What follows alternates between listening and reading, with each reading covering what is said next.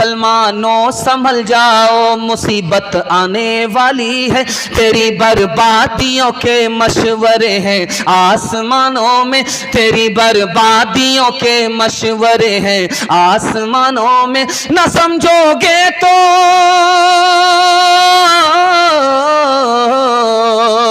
न समझोगे तो मिट जाओगे हिंदोस्तां वालों, तुम्हारी दास्तां तक ही न होगी दास्तानों में, तुम्हारी दास्तां तक भी न होगी दास्तानों में। औरतों के हवाले से सुना रहा हूँ, आखिरी पैगाम सुना रहा हूँ, आप लोग सुनने के लिए तैयार हैं? दोनों हाथ उठाइए इंशाअल्लाह। औरतों की लाठी से खबर लेंगे, हाथ उठाइए इंशाअल्लाह। दाना पानी सब बंद हो जाएगा। खैर माशाअल्लाह लोग डिस ब्रेक मार रहे हैं, दिल खुश कर दिया। जलसा आपका ख़त्म हो रहा है, आप लोग बेदारी का सबूत दे रहे हैं, ऐसा महसूस करा रहे हैं कि जैसा जलसा अभी शुरू हो रहा है। दिल से दुआ देता हूँ अल्लाह पूरी बस्ती में खैर और बरकत को नाजिल फरमाए और अल्लाह सारी मुसीबत और बला को बस्ती से दूर फरमाए। ध्यान से सुनिएगा जो आपको सुनाने के लिए जा रहा हूँ, बहुत ध्यान से सुनिएगा। लड़की है, पीर साहब आते हैं, पर्दा नहीं करती है। याद रखिए, पीर से भी पर्दा है।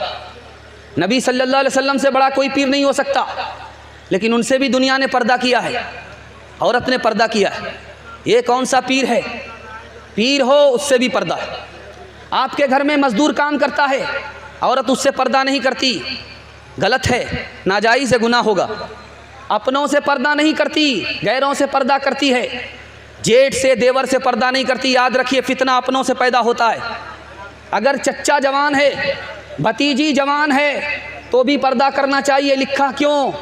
इसलिए कि गलत ख्याल से चच्चा अपनी भतीजी को नहीं देखेगा, लेकिन इस ख्याल से ज़रूर देखेगा कि देखें मेरे बेटे के लायक हुई है कि नहीं हुई है। चच्चा से भी पर्दा है, भतीजी से भी पर्दा है। ध्यान से सुनिएगा, आखिरी बात आपके सामने आ रही। जब बारात आती है बस्ती में तो औरत ताक झांक करती है कि देखें कि दूल्हा काला है या गोरा है, ठेगना है या लंबा है, मोटा है या पतला है। औरत झांक करके देख रही है, दूल्हा को देख रही है, बाराती को देख रही है, गलत है। औरत को गैर मर्द को देखना, झांक करके देखना हराम है। इसी तरह जब हमारी बेटी जवान होती है, उसको मास्टर साहब पढ़ाते हैं, गैर मर्द पढ़ाते हैं, याद रखिए दौलत जाएगी वापस आ जाएगी, आबरू जाएगी वापस नहीं आएगी। बहुत प्यारी बात आपके सामने रखने के लिए जा रहा हूँ। हमारा जवान बेटा आवारा हो रहा है। जो 22 साल का बेटा है वो तो सही है, जो 20 साल का बेटा है वो सही है, जो 18 साल का बेटा है वो आवारा हो चुका। लेकिन हम ध्यान नहीं देते। क्या कहते हैं, अभी तो 22 साल का लड़का कुंवारा है, 18 साल के लड़के का कैसे निकाह कर दें? याद रखिए, आने की तरतीब है, जाने की कोई तरतीब नहीं है। आपका बेटा 22 साल का है, आवारा नहीं है, उसका निकाह मत कीजिए। 20 साल का है, आवारा नहीं है, निकाह मत कीजिए। लेकिन 18 साल का अगर आवारा है, आप निकाह नहीं करेंगे, जैसे आपका बच्चा गुनहगार, आप गुनहगार होंगे। ध्यान से सुनिएगा, आखिरी बात मैं आपके सामने रखने के लिए जा रहा हूं। स्कूल में बच्ची पढ़ाई कर रही है, स्कूल में छुट्टी हो गई, निकल गई। कपड़े की मशीन थी, उसको देखने के लिए जाना था। मैनेजर ने रोक करके कहा जिस लड़की को दुपट्टा है वो मशीन से बच करके निकले, जिस लड़की को बुर्का नहीं है, दुपट्टा नहीं है, वो मजदूर से बच करके निकले। मजदूर ने आंख मार दिया, औरत गिरफ्तार हो जाएगी, आबरू चली जाएगी। दुपट्टे वाली औरत है, मशीन में अगर दुपट्टा फंस गया तो जान चली जाएगी। तीसरी बात को याद रखिए, 1954 में अदालत का एक फैसला आया, आपको सुन करके खुशी होगी कि इस्लाम औरत को इज्जत भी देता है, आबरू की हिफाजत भी करता है। सुनने के लिए तैयार हैं? दोनों हाथ उठाइए, इंशाअल्लाह इम्तिहान नहीं होगा। ध्यान से सुनिएगा। कलकत्ता के हावड़ा ब्रिज पर एक औरत जा रही थी, आधा कपड़ा पहन करके गुजर रही थी। माह तैयबा रिसाला है, उस रिसाले में अंग्रेज जज का फैसला आया है 1954 में कि हावड़ा ब्रिज पर लड़की गुजर रही थी, आधा कपड़ा था, पूरा कपड़ा नहीं था। पीछे से एक मन चला आया, उसको दबोच लिया, छेड़छाड़ करने लगा। उस लड़की ने, अमीर बाप की बेटी ने जाकर के अदालत में शिकायत कर दिया कि इस लड़के ने मुझे छेड़ा है। अदालत में वो लड़का हाजिर किया गया, उससे पूछा गया कि तुमने इस लड़की को क्यों छेड़ा? कहा हुजूर गलती मेरी नहीं है, गलती इस लड़की की है। चूल्हे की आग, चूल्हे के से निकल करके पेट्रोल पंप पर आ गई और आग लग गई, तो बताइए कसूर पेट्रोल पंप का है या चूल्हे की आग का है? इस लड़की का कसूर है, या आधे कपड़े में थी और मेरे अंदर इसने आग लगा दी, कसूर इस लड़की का है, मेरा कसूर नहीं है। तो जज को मानना पड़ा। अंग्रेज जज था, वो समझ गया कि लड़की अगर आग है तो लड़का पेट्रोल है, लड़का अगर पेट्रोल है तो लड़की आग है। लड़की और लड़का एक जगह बेपर्दा जमा हो जाए तो आग लगना ही है। ये हमारी जिम्मेदारी है कि हम अपनी बेटी को पर्दे में रखें, समाज की जिम्मेदारी है लड़की बेपर्दा ना हो। वो एक बाप की बेटी नहीं है, पूरे समाज की बेटी है। याद रखिए उस जज ने क्या लिखा, इस लड़के की गलती नहीं है, गलती इस लड़की की है। लड़की को सज़ा मिलेगी। क्या सज़ा मिलेगी?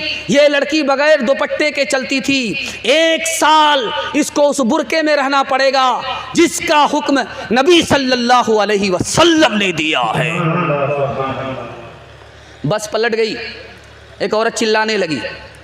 लोगों ने कहा क्या हुआ?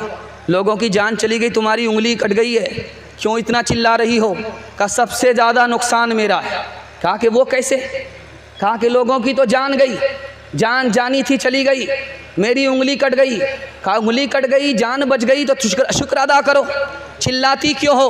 उस लड़की का जवाब सुनिए, मैं इसलिए चिल्ला रही हूँ, मेरी वो उंगली कट गई है जिससे मैं अपने शौहर को नचाया करती थी, मेरा बहुत भारी नुकसान हो गया है। हाथ जोड़ करके आपसे कहता हूँ, अपनी तनख्वाह का मालिक अपनी बीवी को मत बनाइएगा, वरना माँ जब दवाई के लिए पैसा मांगेगी तो बीवी से आपको भीख मांगना पड़ेगा। तनख्वाह के मालिक आप खुद रहिए, वरना क्या होगा, आप जल्दी ही पागल हो जाएंगे, जल्दी ही बूढ़े हो जाएंगे। मेरी उम्र नहीं है कि आपको तजर्बा बताऊं, लेकिन तजर्बा किताबों में लिखा हुआ है, उसको मैं आपसे नकल कर रहा हूं। आप शौहर हैं, मालिक हैं, तनख्वाह की मालिक बीवी को मत बनाइए। उसी दिन आप नौकर होंगे, शौहर नहीं होंगे। आपकी बीवी बीवी नहीं होगी, रानी होगी। इंशाअल्लाह माँ बाप को खर्चा बीवी से पूछ करके देंगे, हाथ उठाइए इंशाअल्लाह। कोई इस दौर में, कोई इस दौर में, कोई इस दौर में है मौलवी, कोई मिनिस्टर है, कोई बीवी का शौहर है, कोई बीवी का नौकर है, कोई बीवी का शौहर है, कोई बीवी का नौकर है। हुए मातहत के, हुए मातहत के मातहत ऐसा इनकलाब आया, मियाँ है दफ्तरी और मियाँ है दफ्तरी, दफ्तर में और बीवी मनीजर है, मियाँ है दफ्तरी, दफ्तर में और बीवी मनीजर है। नई तहजीब का नक्शा आया है, नई तहजीब का नक्शा आया है। मियाँ है बीवी और बीवी मियाँ है, मियाँ है बीवी और बीवी मियाँ है। बराबर मर्द के औरत को समझे, बराबर मर्द के औरत को समझे, ज़मी को कह रहे हैं आसमां है, ज़मी को कह रहे हैं आसमां है। इनके फिक्रों काम से बचना अभी दुश्वार है, और आफत ढाएंगी साइंस पढ़कर बीवियाँ। क्या बताऊँ क्या करेंगी इल्म पढ़कर बीवियाँ, क्या बताऊँ इल्म पढ़कर क्या करेगी बीवियाँ, क्या बताऊँ क्या करेंगी इल्म पढ़कर बीवियाँ, क्या बताऊँ क्या करेंगी इल्म पढ़कर बीवियाँ, बीवियाँ बीवियाँ शौहर बनेंगी और शौहर बीवियाँ, बीवियाँ शौहर बनेंगी और शौहर बीवियाँ। बस आखिरी पैगाम 3 मिनट में मेरे हिस्से का निकल रहा है। आप लोग सुनने के लिए मुकम्मल तैयार है? दोनों हाथ उठाइए इंशाअल्लाह। मौत के बाद मौत की तैयारी करेंगे, हाथ उठाइए इंशाअल्लाह। हाँ, आप लोग को मरना ही है, नहीं मरना है तो जहर खिला करके आपको मारना ही पड़ेगा। ज़रा ध्यान से सुनिएगा, आखिरी पैगाम सुना रहा हूँ, जलसे को निकाल रहा हूँ। 3 मिनट में मेरे हिस्से का जलसा मुकम्मल हो रहा है। शेखुल हदीस हज़रत अक़दस मौलाना मुफ्ती अलीमुद्दीन साहब दामत बरकातुम तशरीफ़ लाने वाले, उनका तो बयान नहीं हुआ है हज़रत का, उनकी दुआ पर यह जलसा आपका मुकम्मल हो जाएगा। एक बात याद रखिए, मेरी बात, जलसा ख़त्म कर रहा हूँ, इसको ज़रा ध्यान से सुनिएगा। अगर बस हो गया, नमाज का टाइम हो गया, नमाज लेट हुई पड़ी। हाँ, नमाज का टाइम हो चुका है, बिल्कुल आपका जलसा हो गया। हज़रत को आधा घंटा भी तो मिलना चाहिए। ध्यान से सुनिएगा। हज़रत सो रहे हैं, नहीं कर रहे हैं। दुआ तो करेंगे ना?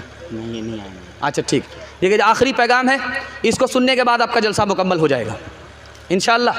सुनेंगे? हाथ उठा दीजिए इंशाअल्लाह। ध्यान से सुनिएगा, ये जो जलसा आप सुनने के लिए बैठे हैं, मगरिब से आप सुन रहे हैं जलसा, जलसा सुनने के बाद दुआ हो जाएगी। दुआ के बाद आप वापिस घर जाएंगे। अगर आप नमाज पढ़ करके सोए तब तो जलसा सुनने का सवाब आपको मिलेगा। अगर आप नमाज पढ़े बगैर सो गए तो जलसा सुन करके भी गुनाह होगा।